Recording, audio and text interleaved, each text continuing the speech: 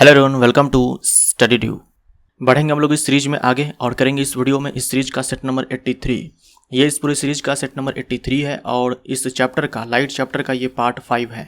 इस सीरीज के अंदर आने वाले हर वीडियो का पीडीएफ डाउनलोड करने के लिए ये टेलीग्राम चैनल का आईडी है। आप इस आईडी के माध्यम से टेलीग्राम चैनल को ज्वाइन कर सकते हो। पीडीएफ को डाउनलोड करने के लिए ये QR कोड है, इसे स्कैन करके भी टेलीग्राम चैनल को ज्वाइन कर सकते हो। अब हम लोग बढ़ेंगे वीडियो में आगे और करेंगे प्रश्नों को। लाइट चैप्टर का ये पार्ट 5 है, पूरी सीरीज का सेट नंबर 83 है और आज के इस वीडियो में जितने भी प्रश्न मैं करवाने वाला हूँ वो सारे के सारे एग्जाम में आए हुए प्रश्न हैं। सारे के सारे एग्जाम में ऑलरेडी पूछे गए प्रश्न हैं। एक भी क्वेश्चन मैंने खुद से फ्रेम नहीं किया हुआ है, सब के सब ऑलरेडी एग्जाम में आ चुके हैं। यदि अवतल दर्पण किसी वस्तु का वास्तविक उल्टा एवं समान आकार का प्रतिबिंब निर्मित करता है तो वस्तु कहाँ स्थित होगी। देखो, अवतल दर्पण के सामने तो कई सारी स्थितियां हैं वस्तु की जहां वास्तविक और उल्टा प्रतिबिंब बनता है, लेकिन समान आकार का प्रतिबिंब बनाने के लिए वस्तु को हमेशा वक्रता केंद्र पर ही रखा जाता है। ये बात हम लोग ऑलरेडी चर्चा कर चुके हैं प्रीवियस वीडियो में। तो हमारा आंसर क्या हो जाएगा? वक्रता केंद्र पर, सी यानी कि वक्रता केंद्र पर। अगर आपने इससे पहले वाले पार्ट्स को नहीं देखा है तो जाकर के पहले आप उसको देखिए। निम्नलिखित में से किस दर्पण द्वारा हमेशा आभासी एवं सीधा प्रतिबिंब निर्मित होता है? हमेशा आभासी और सीधा प्रतिबिंब निर्मित होता है। हमेशा आभासी और सीधा प्रतिबिंब निर्मित होता है तो देखो आंसर क्या होगा? उत्तल दर्पण यह हमेशा आभासी सीधा प्रतिबिंब निर्मित करता है जो कि छोटा या फिर अत्यधिक छोटा होता है साइज में। समतल दर्पण हमेशा आभासी और सीधा प्रतिबिंब निर्मित करता है जो कि समान आकार का होता है, यानी कि वस्तु के साइज का ही आकार का प्रतिबिंब होता है। अवतल दर्पण जो है आभासी और सीधा बना भी सकता है और नहीं भी बना सकता है। अगर हम वस्तु को रखते हैं अवतल दर्पण के सामने पोल और फोकस के बीच में, तब जाकर के ये आभासी और सीधा बनाएगा। अदरवाइज कहीं पर भी रखेंगे तो वास्तविक और उल्टा बनाएगा। तो ए और बी हमारा राइट आंसर हो जाएगा। हमसे हमेशा के बारे में पूछा है तो उत्तल और समतल हमारा आंसर हो जाएगा, यानी कि सी हमारा राइट ऑप्शन है। ए और बी दोनों। परावर्तन के नियम इनमें से किस दर्पण के लिए सत्य है? परावर्तन के नियम जो है सभी प्रकार के परावर्तक पृष्ठों के लिए सत्य होता है, चाहे वो अवतल दर्पण हो, चाहे उत्तल दर्पण हो, चाहे समतल दर्पण हो। तो ए, बी और सी तीनों हमारा आंसर हो जाएगा, यानी कि ऑप्शन ए हमारा राइट आंसर। गोलीय दर्पण के लिए वक्रता त्रिज्या r, वस्तु की दूरी u और प्रतिबिंब की दूरी v के बीच के सही संबंध की पहचान करें। देखो, दर्पण सूत्र क्या होता है? दर्पण सूत्र होता है 1/f = 1/v + 1/u। इसे बोलते हैं मिरर्स फार्मूला, यानी कि दर्पण सूत्र। ये आपको याद रखना है। उसके बाद आप जानते हो कि R = होता है f/2। तो यहाँ पर क्या करो, f का मान यहाँ से निकाल करके पुट कर दो। यहाँ से देखो हम लिख सकते हैं इसको 1/f = vu u + v, यानी कि f = यहाँ पर हम लिख सकते हैं uv = u + v। जब इस f के मान को हम यहाँ पर पुट करेंगे तो R = हो जाएगा uv / 2 × u + v। ये हमारा आंसर हो जाएगा। हमसे वक्रता त्रिज्या यहाँ पर पूछा गया था तो f/2, f का मान हम लोगों ने यहाँ से सॉल्व किया और यहाँ पर पुट कर दिया। तो हमारा आंसर यहाँ पर डी हो जाएगा। R = uv / 2 × u + v। एक अवतल दर्पण किसी वस्तु का वास्तविक, उल्टा और छोटा प्रतिबिंब निर्मित करता है, वस्तु कहाँ स्थित होगी? एक अवतल दर्पण किसी वस्तु का वास्तविक, उल्टा और छोटा प्रतिबिंब निर्मित करता है, वस्तु कहाँ स्थित होगी? देखिए, छोटा प्रतिबिंब अवतल दर्पण जो है निर्मित करता है जब वस्तु अनंत पर होता है, और दूसरा जब वस्तु होता है अनंत और वक्रता केंद्र के बीच में। अनंत और वक्रता केंद्र के बीच में, यानी कि वक्रता केंद्र से परे। सी हमारा आंसर। जब वस्तु अनंत पर होता है तब प्रतिबिंब छोटा बनता है। कहाँ पर बनता है? फोकस पर बनता है, अत्यंत छोटा बनता है। और जब वस्तु अनंत और वक्रता केंद्र के बीच में होता है तब प्रतिबिंब छोटा बनता है। और कहाँ बनता है? सी एंड एफ के बीच में। हमसे प्रतिबिंब की स्थिति नहीं, हमसे वस्तु की स्थिति पूछी गई थी, इसीलिए हमारा आंसर क्या होगा? ये होगा अनंत और सी के बीच में। इसी को बोलते हैं सी से परे। किसी वस्तु को 12 सेंटीमीटर फोकस दूरी वाले अवतल दर्पण के सामने 8 सेंटीमीटर की दूरी पर रखा गया है। इसका प्रतिबिंब डैश की दूरी पर बनेगा या फिर किस दूरी पर बनेगा, ये यहाँ पर होना चाहिए था। चलो कोई बात नहीं, हमसे प्रतिबिंब की दूरी यहाँ पर पूछी गई है। देखो, अवतल दर्पण है अवतल दर्पण के केस में आपको f क्या लेना है, नेगेटिव लेना है, क्योंकि अवतल दर्पण का जो मुख्य फोकस होता है दर्पण के सामने होता है, तो दर्पण के सामने मापी गई दूरी ऋणात्मक होती है, तो अवतल दर्पण की फोकस दूरी ऋणात्मक होती है। बोला है कि दर्पण के सामने वस्तु को 8 सेंटीमीटर की दूरी पर रखी गई है, तो गांठ बांध लो, चाहे लेंस हो या दर्पण हो, आपको जो वस्तु दूरी है वो हमेशा ऋणात्मक लेनी है, हमेशा ऋणात्मक लेनी है। वस्तु को हम दर्पण के सामने डालेंगे, दर्पण के सामने मापी गई दूरी ऋणात्मक। अब हमसे पूछा गया है प्रतिबिंब की दूरी, यानी कि हमें v चाहिए। चलिए आपसे मैं एक प्रश्न पूछता हूं, आप मुझे ये बताएं, जो v का मान निकल करके आएगा वो धनात्मक होगा या ऋणात्मक होगा? सोचो, ये जो डेटा दिया हुआ इससे आपको मालूम चल जाएगा धनात्मक मिलेगा या ऋणात्मक मिलेगा। धनात्मक मिलेगा अगर प्रतिबिंब दूरी इधर है, ऋणात्मक मिलेगा अगर प्रतिबिंब दूरी इधर है। ये धनात्मक मिलेगा, यानी कि जो v का मान आएगा, जो भी आएगा पॉजिटिव आएगा। कैसे समझा मैंने? देखो f जो है 12 सेंटीमीटर है, f जो है 12 सेंटीमीटर है, और वस्तु को देखो 8 सेंटीमीटर की दूरी पर डाला गया है, यानी कि पोल और फोकस के बीच में डाला गया है अवतल दर्पण के सामने। हम जानते हैं जब वस्तु को पोल और फोकस के बीच में डाला जाएगा तो प्रतिबिंब का निर्माण दर्पण के पीछे होगा, यानी प्रतिबिंब दूरी हमें दर्पण के पीछे मापना पड़ेगा। तो इधर की ओर दर्पण के पीछे मापी गई दूरी धनात्मक होती है। तो आप बना करके भी देख सकते हो इसको। यहाँ पर देख लो, f हमारा -12 सेंटीमीटर है, u हमारा -8 सेंटीमीटर है। हम लोग मिरर फॉर्मूला लगाएंगे, यानी कि 1/f = 1/v + 1/u। हम लोग डालेंगे सारे मान को, याद रखिएगा सारे मान को साइन के साथ डालना है। v निकालेंगे तो देखो 24 सेंटीमीटर आया, यानी कि +24 सेंटीमीटर। डी हमारा राइट आंसर हो जाएगा। अगर मान लो प्रतिबिंब जो है दर्पण के सामने बनता तो v आपका -24 सेंटीमीटर यहाँ पर निकल करके आता। एक अवतल दर्पण जिसकी फोकस दूरी का परिमाण 20 सेंटीमीटर है, 60 सेंटीमीटर की दूरी पर एक वास्तविक प्रतिबिंब निर्मित करता है। वस्तु की दूरी सेंटीमीटर में ज्ञात कीजिए। अब यहाँ पर देखो हमारे पास है अवतल दर्पण जिसकी फोकस दूरी का परिमाण यानी कि मैग्नीट्यूड जो है 20 सेंटीमीटर है, तो f जो है हमारा यहाँ पर -20 सेंटीमीटर हो जाएगा, क्योंकि अवतल दर्पण है इसलिए फोकस दूरी ऋणात्मक। अब आपसे कहा गया है कि जो प्रतिबिंब दूरी है वो है 60 सेंटीमीटर। अब इसके लिए साइन क्या हम लेंगे, प्लस लेंगे माइनस लेंगे, ये आपको सवाल में ही कहीं ना कहीं से मिल जाएगा कि क्या लेना है, हिंट मिल जाएगा कि क्या लेना है। देखो बोल रखा है कि वास्तविक प्रतिबिंब निर्मित करता है। वास्तविक प्रतिबिंब आप जानते हो दर्पण के सामने बनता है, वास्तविक प्रतिबिंब दर्पण के सामने बनता है और दर्पण के सामने मापी गई दूरी ऋणात्मक होती है, तो ये माइनस साइन के साथ 60 सेंटीमीटर। यही चीज जो है आपको लिखने आना चाहिए। उसके बाद क्या है, जोड़ घटाओ गुना भाग, यही है, वो भी बहुत ही आसान बच्चों वाला। मेन होता है ये लिखने आपको आना चाहिए। हमसे क्या पूछा गया है, वस्तु दूरी पूछा गया है, और आप जानते हो वस्तु को तो हमेशा दर्पण के सामने ही रखा जाता है। तो यहाँ पर जो वस्तु दूरी निकल करके आएगी वो ऋणात्मक आएगी, धनात्मक नहीं आएगी। तो धनात्मक वाले को पहले ही काट दो, यहाँ पर से पहले ही काट दो, यहाँ पर से चिन्ह के साथ दिया हुआ है, तो डेफिनेटली ऋणात्मक आने वाली है, धनात्मक नहीं आएगी। ये जो डेटा आपको यहाँ पर मिला, यहाँ से अगर आप इसको ऐसे ड्रॉ करना चाहो वैल्यू को, तो देखो कहाँ पर क्या मान आप डालोगे। ये f है हमारा, ये c है।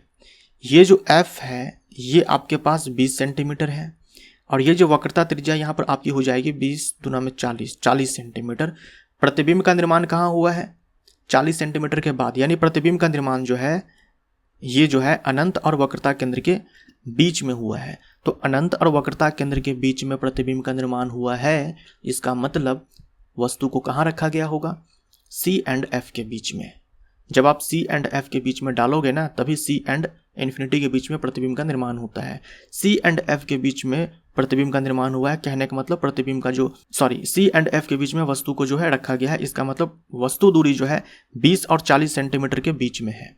वस्तु दूरी जो है 20 और 40 सेंटीमीटर के बीच में है, यानी कि 15 सेंटीमीटर भी यहाँ से खत्म, यानी आंसर हमारा ए। तो बिना सॉल्व किए भी आप इसको दिमाग लगाकर थोड़ा सा बना सकते थे, लेकिन अगर आपको सॉल्व करना है तो देख लो, ये -20 सेंटीमीटर, ये -60 सेंटीमीटर। मिरर फार्मूला का इस्तेमाल करो, देखो u = -30 सेंटीमीटर आया। तो बनाने के लिए आप ऐसे बना सकते हो, अदरवाइज अगर आपका थ्योरी स्ट्रांग है तो बिना सॉल्व किए आप इसका आंसर ढूंढ सकते थे। किसी वस्तु को 15 सेंटीमीटर फोकस दूरी वाले अवतल दर्पण के सामने 30 सेंटीमीटर की दूरी पर रखा गया है। निर्मित प्रतिबिंब, फोकस दूरी जो है 15 सेंटीमीटर है, वस्तु को रखा गया 30 सेंटीमीटर पर। कहने का मतलब वस्तु को वक्रता केंद्र पर रखा गया है। भाई फोकस दूरी की 2 गुनी होती है वक्रता त्रिज्या, और वक्रता त्रिज्या जो होती है वो ध्रुव और वक्रता केंद्र के बीच की दूरी होती है, यानी कि वस्तु को वक्रता केंद्र पर रखा गया है, सी पर रखा गया है। अगर वस्तु को सी पर रखा जाएगा तो प्रतिबिंब सी पर ही बनेगा, वक्रता केंद्र पर ही बनेगा, प्रतिबिंब वक्रता केंद्र पर ही बनेगा, और यह वास्तविक और उल्टा होगा, वास्तविक और उल्टा होगा। डी हमारा आंसर। कार के रियर व्यू दर्पण के रूप में प्रयुक्त एक उत्तल दर्पण की फोकस दूरी 2 मीटर है। देखो उत्तल दर्पण है, फोकस दूरी 2 मीटर है। यदि कोई बस दर्पण से 3 मीटर की दूरी पर स्थित है तो उसका प्रतिबिंब कहाँ बनेगा? उत्तल दर्पण है, ये हमारे पास उत्तल दर्पण है जिसका परावर्तक पृष्ठ जो है उठा हुआ होता है। ये हमारे पास पोल होता है, इसका मुख्य फोकस दर्पण के पीछे होता है, वक्रता केंद्र भी दर्पण के पीछे होता है। अगर वस्तु को आप अनंत पर डालते हो, अगर वस्तु को आप अनंत पर डालते हो तो प्रतिबिंब का निर्माण फोकस पर होता है। अनंत और ध्रुव के बीच में कहीं पर भी डालोगे तो प्रतिबिंब का निर्माण जो है पोल और फोकस के बीच में होगा। ये 2 पॉइंट्स आपको जो है मेनली इसमें ध्यान रखने होते हैं, यानी प्रतिबिंब का निर्माण जो है हमेशा दर्पण के पीछे होता है। अब उत्तल दर्पण के केस में जो फोकस दूरी है ये धनात्मक होती है, तो 2 मीटर हम प्लस साइन के साथ लेंगे।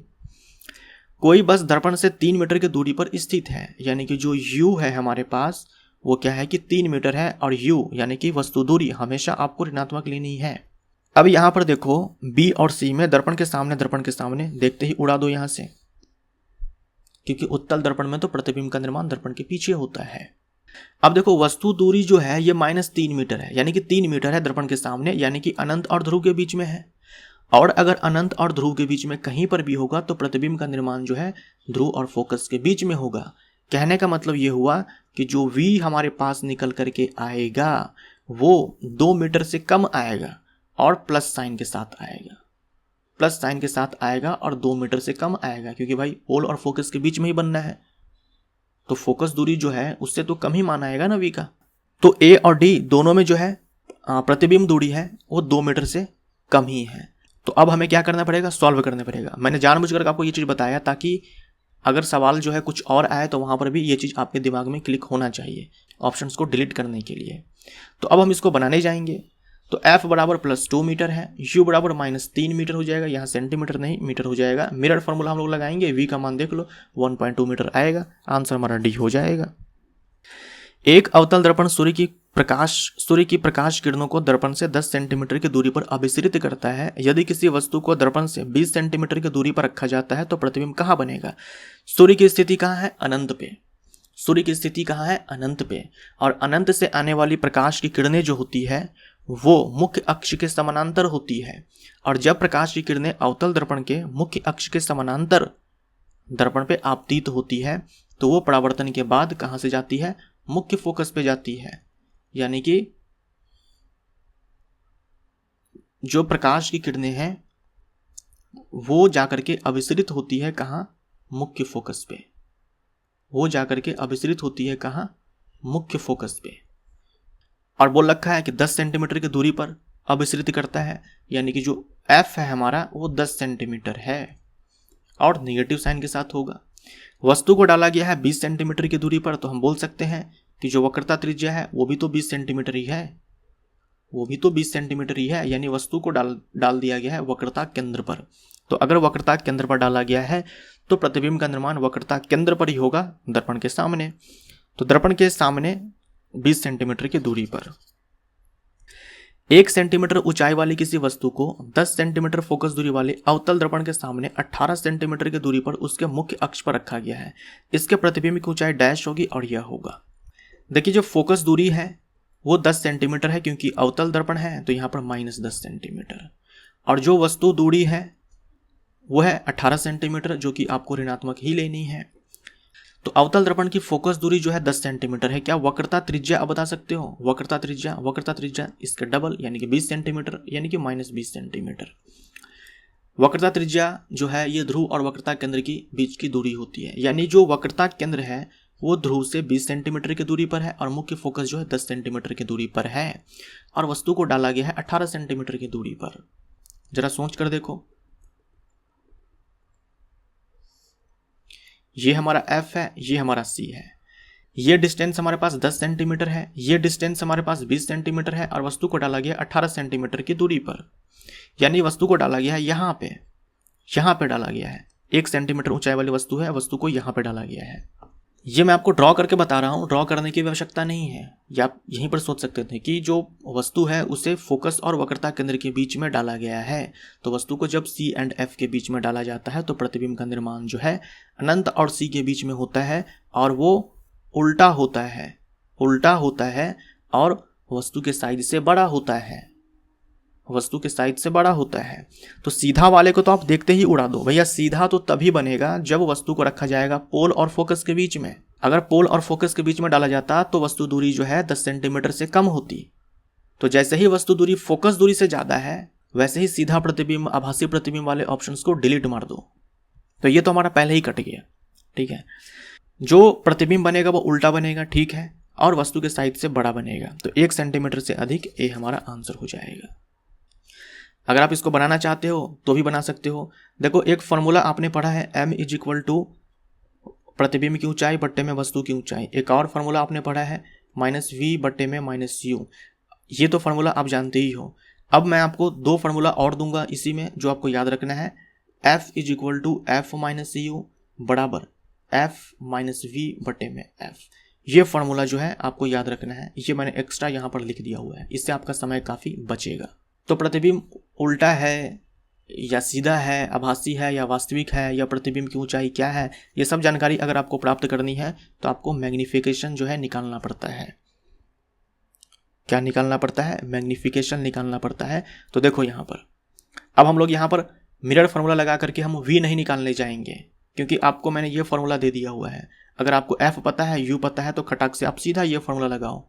वरना क्या होता है, पहले मिरर फार्मूला आपको लगाना पड़ता है, वहाँ से आप v निकालते हैं, v निकालने के बाद ये वाला फार्मूला अप्लाई करते हैं, तब जाकर के m निकलता। तो अब उतना करने की आवश्यकता नहीं है। तो देखो यहाँ f जो है -10 सेंटीमीटर है, माइनस लिख दिया हमने, साइन के साथ पुट करना है।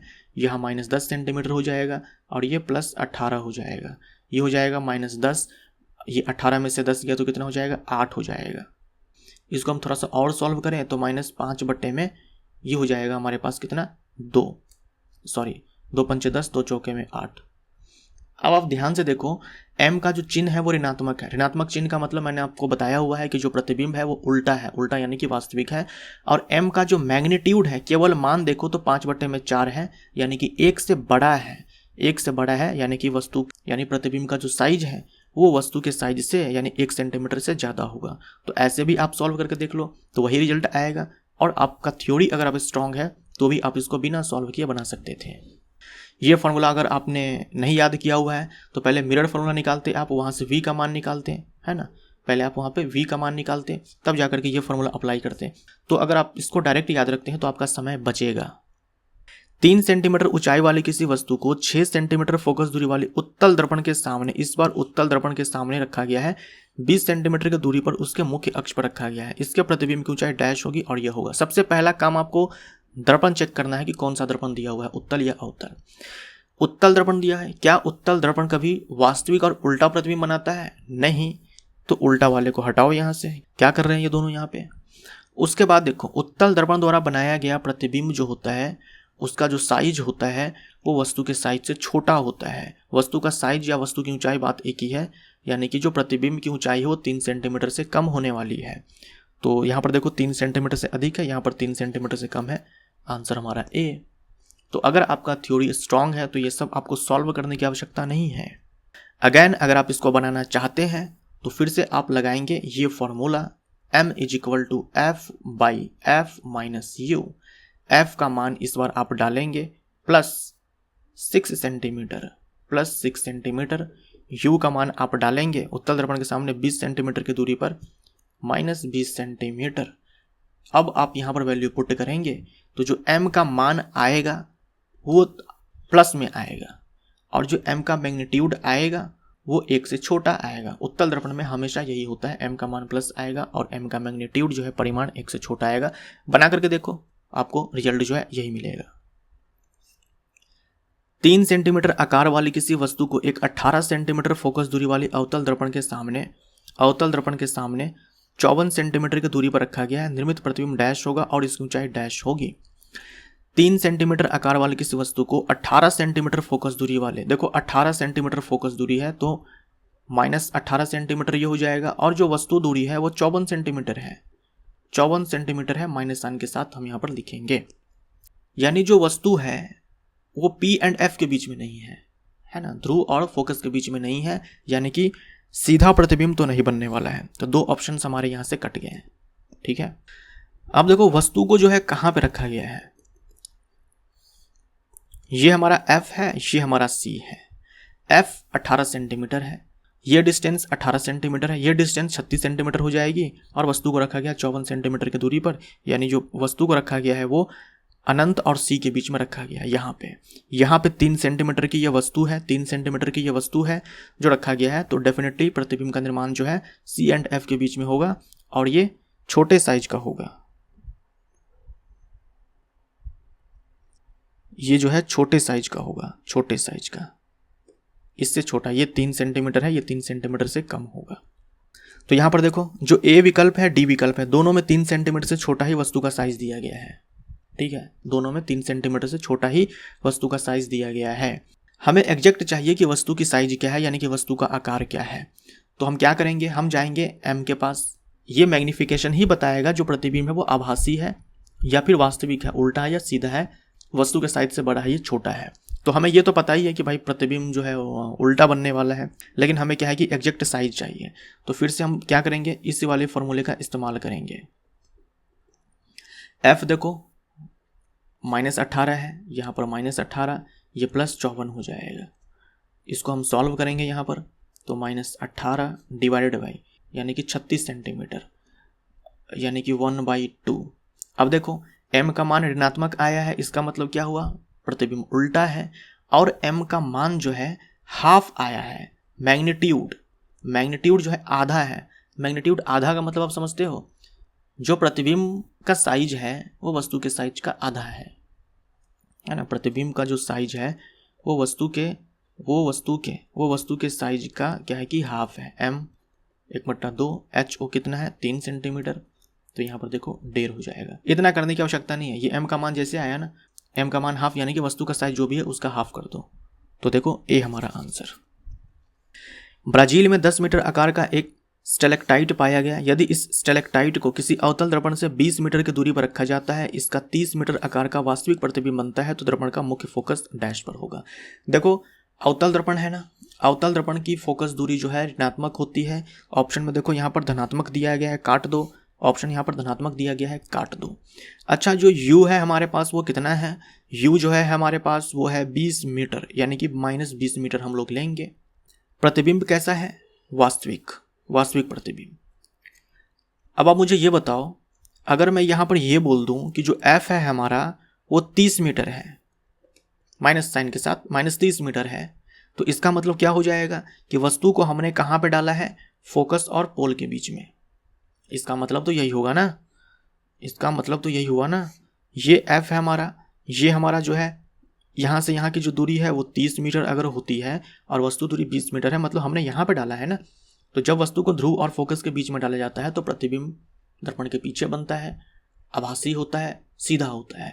हमसे बोल रखा है प्रतिबिंब जो है वास्तविक है, मतलब ये ऑप्शन भी यहाँ से कट गया। ऑप्शन हमारा C यहाँ पर राइट आंसर है। इसको भी बनाने की आवश्यकता नहीं है।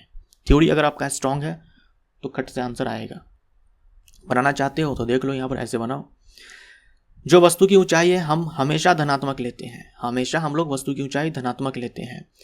प्रतिबिंब की ऊंचाई हमने यहाँ पर ऋणात्मक क्यों ली है, अगर प्रतिबिंब वास्तविक है मतलब उल्टा है, उल्टा प्रतिबिंब की ऊंचाई जो है हमेशा हम ऋणात्मक लेते हैं, क्योंकि आपको पता है मुख्य अक्ष के नीचे हम लोग उसकी दूरी मापेंगे जो कि ऋणात्मक होती है। वस्तु दूरी हमेशा हम लोग ऋणात्मक लेंगे। अब यहाँ से देखो हम लोगों ने क्या किया, मैग्निफिकेशन का मान निकाल लिया, HI/HO से -3 आएगा। फिर हम लोग इस फॉर्मूले का इस्तेमाल करेंगे, यहाँ से हम F का मान निकालेंगे। तो इतना करने की आवश्यकता भी नहीं है, केवल थ्योरी से ही आप इसको काट खुट करके ऑप्शन को एलिमिनेट करके आंसर ढूंढ सकते थे। अगर बनाना चाहो तो ये आप बना सकते हो इस प्रकार से। एक वस्तु को 20 सेंटीमीटर फोकस दूरी वाले अभिसारी दर्पण के सामने 40 सेंटीमीटर की दूरी पर रखा जाता है, प्रतिबिंब का आवर्धन क्या होगा। अभिसारी दर्पण बोले तो अवतल दर्पण, अवतल दर्पण को ही हम लोग अभिसारी दर्पण बोलते हैं।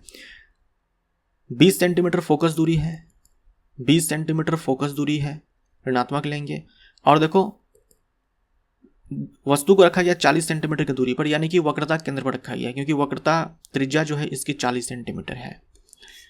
तो जब वस्तु को वक्रता केंद्र पर रखा जाता है अवतल दर्पण के सामने, तो प्रतिबिंब वास्तविक, उल्टा और समान आकार का होता है। यानी मैग्निफिकेशन का जो मान होगा वो तो 1 होगा, लेकिन जो चिन्ह होगा वो निगेटिव होगा। तो इन दोनों को अगर हम कंबाइन करें तो जो m है वो हमारा -1 आएगा। सी हमारा राइट आंसर।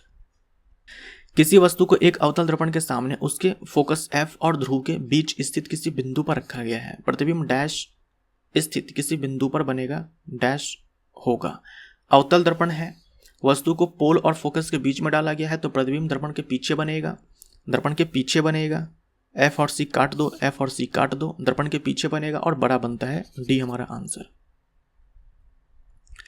किसी वस्तु को 10 सेंटीमीटर फोकस दूरी वाले उत्तल दर्पण के सामने 15 सेंटीमीटर की दूरी पर रखा गया है। इसका प्रतिबिंब की दूरी पर बनेगा, इसका प्रतिबिंब डैश की दूरी पर बनेगा, इनफैक्ट होना चाहिए और होगा। देखो उत्तल दर्पण है, फोकस दूरी 10 सेंटीमीटर है, के सामने 15 सेंटीमीटर की दूरी पर रखा गया। यानी वस्तु को जो रखा गया है, ध्यान से देखो, वस्तु को जो रखा गया है ये अनंत है, ये पोल है। वस्तु को अनंत और पोल के बीच में रखा गया है। ये हमारा F है। फोकस दूरी जो है हम यहाँ पर क्या बोलेंगे, प्लस 10 सेंटीमीटर। अगर वस्तु को अनंत और ध्रुव के बीच में रखा जाएगा तो प्रतिबिंब का निर्माण जो है ध्रुव और फोकस के बीच में होगा, दर्पण के पीछे। ध्रुव और फोकस के बीच में होगा, दर्पण के पीछे। फोकस दूरी 10 सेंटीमीटर है, यानी प्रतिबिंब दूरी जो है 10 सेंटीमीटर से कम होनी चाहिए। पहले तो वास्तविक वाले को देखते ही उड़ा दो, क्योंकि भाई उत्तल दर्पण में हमेशा प्रतिबिंब जो है सीधा और आभासी बनता है और छोटा बनता है। तो वास्तविक वाले को तो पहले ही उड़ा दो यहाँ से देखते ही। प्रतिबिंब का निर्माण जो है ध्रुव और फोकस के बीच में होगा, यानी कि फोकस दूरी से कम प्रतिबिंब दूरी आने वाली है, जो कि ए ऑप्शन में है। तो ए हमारा आंसर हो जाएगा। ये ऑप्शन भी हमारा कट जाएगा। ये सारे जो सवाल मैं आपको करवा रहा हूँ सब एग्जाम के आए हुए प्रश्न हैं और सब के सब जो है पूछे गए हैं रेलवे ग्रुप डी 2022 में। बनाना चाहते हो तो इस प्रकार बनाओ। u -15 सेंटीमीटर, F हमारा 10 सेंटीमीटर हो जाएगा। मिरर फॉर्मूला लगाएंगे, v का मान देखो 6 सेंटीमीटर आया है प्लस साइन के साथ।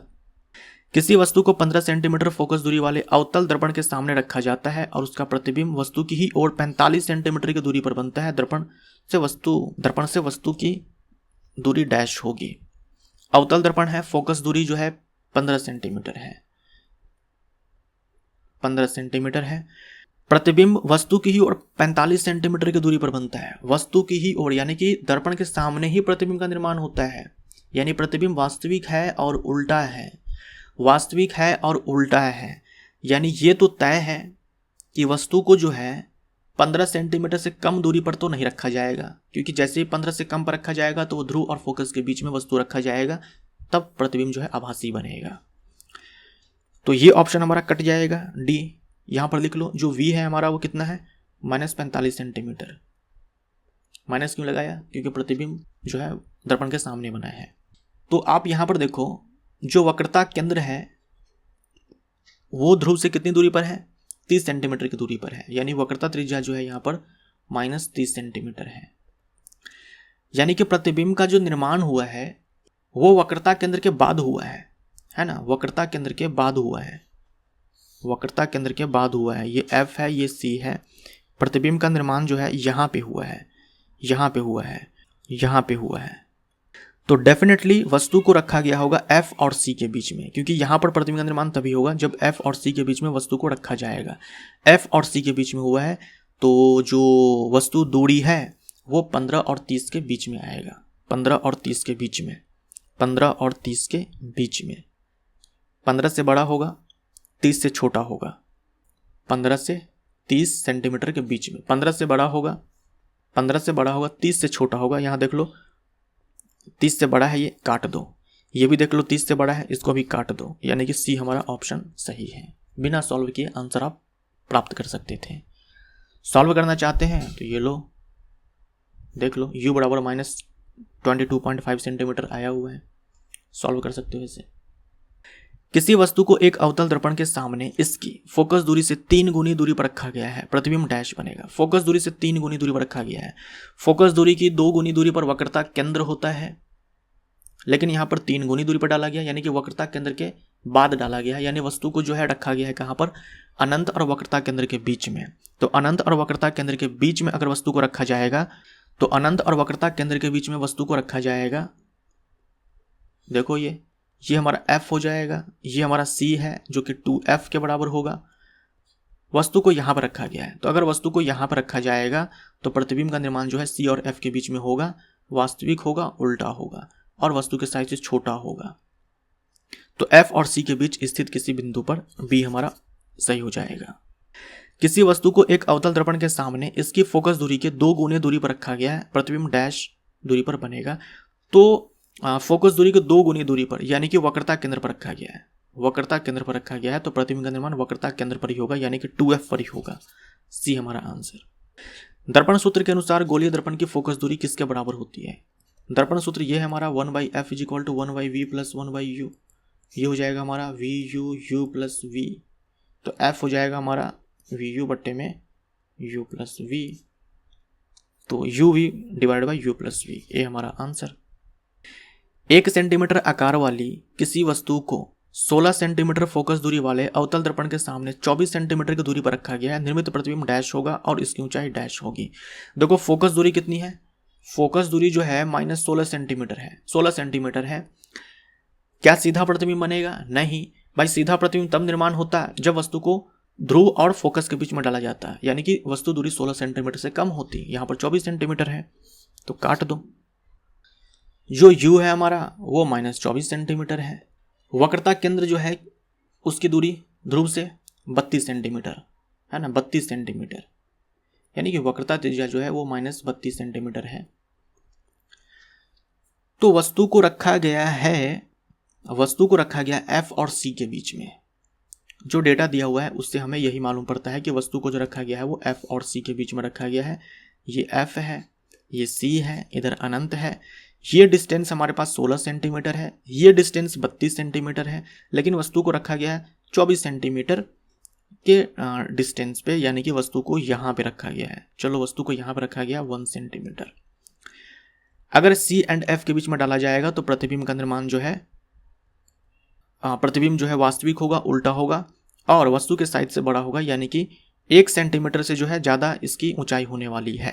यानी कि ये विकल्प भी कट जाएगा। देखो उल्टा तो है लेकिन यहाँ 0.4 सेंटीमीटर है, छोटा बना दिया है वस्तु से प्रतिबिंब का साइज। बी हमारा राइट आंसर। और अगर आप प्रॉपर सॉल्व करना चाहते हो तो ये फॉर्मूला लगाओ, m = f/f - u।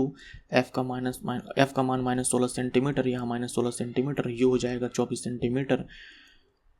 जो m का मान निकल करके आएगा यहाँ पर ये हो जाएगा कितना, -16 बट्टे में 8 दूनी 16, -2 हो जाएगा। देख लो आप, m का मान नेगेटिव यानी कि उल्टा, m का मैग्नीट्यूड परिमाण जो है 2 है, यानी वस्तु का जो साइज है उसके 2 गुने आकार का जो है प्रतिबिंब का साइज है।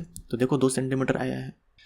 किसी वस्तु को 9 सेंटीमीटर फोकस दूरी वाले उत्तल दर्पण के सामने 18 सेंटीमीटर की दूरी पर रखा गया, इसकी प्रतिबिंब डैश की दूरी पर बनेगा।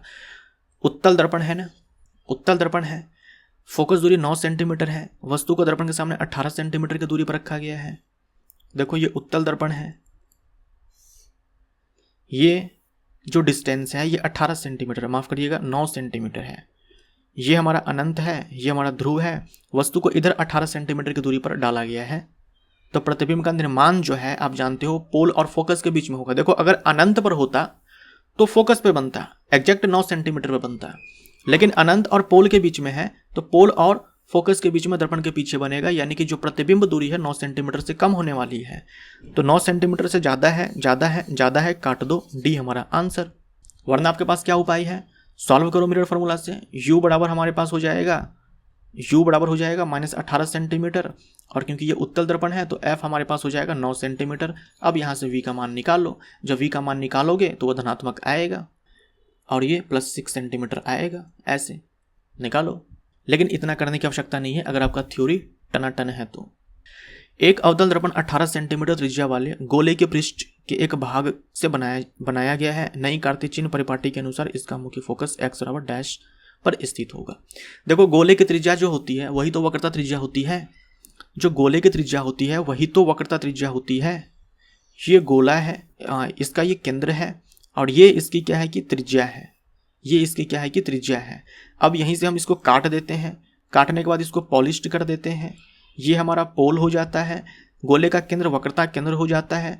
पोल और केंद्र के बीच की दूरी को हम लोग वक्रता त्रिज्या बोल देते हैं, यानी ये वक्रता त्रिज्या है जो कि 18 सेंटीमीटर है। लेकिन हमें चिन्ह परिपाटी जो है उसके अनुसार आंसर देना है, तो ये -18 सेंटीमीटर हो जाएगा। F बराबर होता है R/2 यानी कि -9 सेंटीमीटर हो जाएगा। डी हमारा आंसर। 2 सेंटीमीटर ऊंचाई वाली किसी वस्तु को एक 8 सेंटीमीटर फोकस दूरी वाले अवतल दर्पण के सामने 6 सेंटीमीटर की दूरी पर इसके मुख्य अक्ष पर रखा गया है। इसके प्रतिबिंब की ऊंचाई डैश होगी और यह होगा।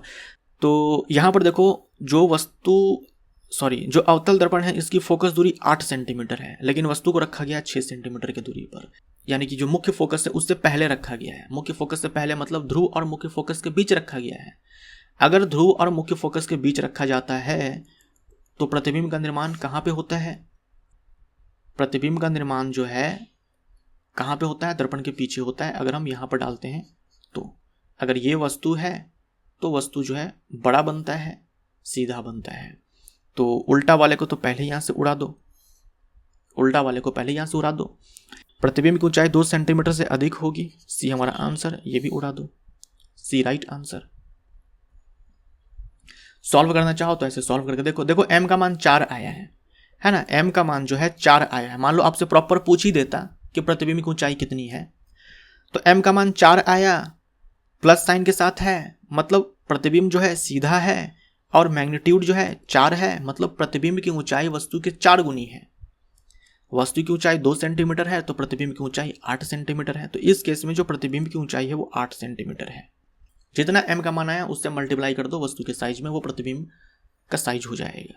तो यहाँ पर हमारा सेट नंबर 83 समाप्त होता है। तो जो भी आपने सवाल देखे सबको हम लोग थ्योरी से भी सॉल्व कर सकते थे, और प्लस मैंने आपको बता भी दिया कि न्यूमेरिकली आप इसको कैसे सॉल्व करेंगे। मिलते हैं अगले वीडियो में। Thank you so much.